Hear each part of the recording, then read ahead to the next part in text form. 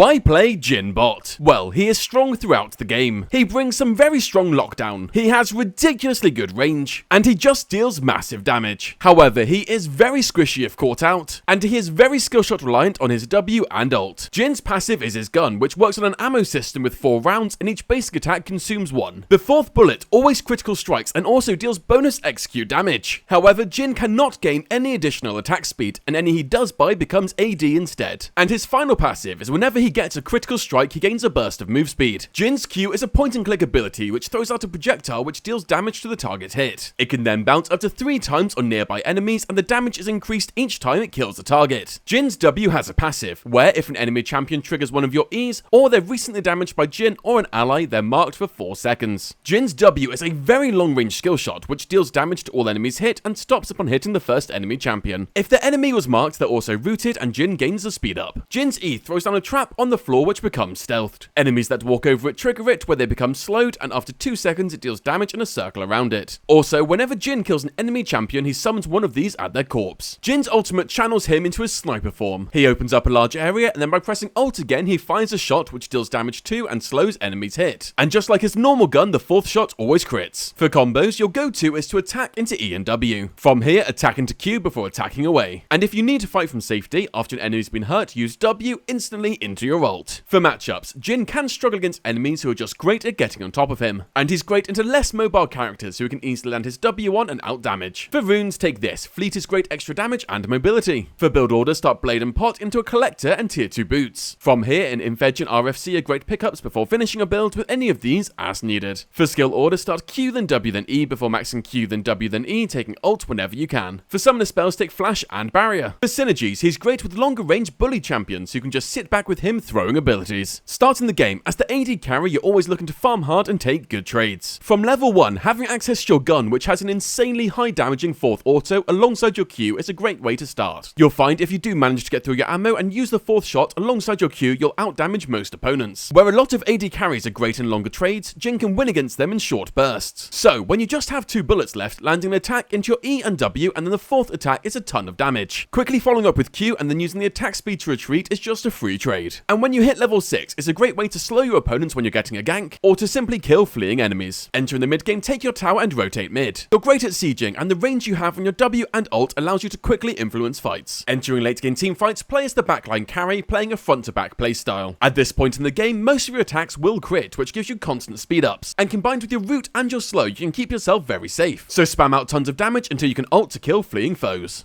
And that's how to play Jhin Bot. If this video helped you, leave a like and comment below who you want to see next.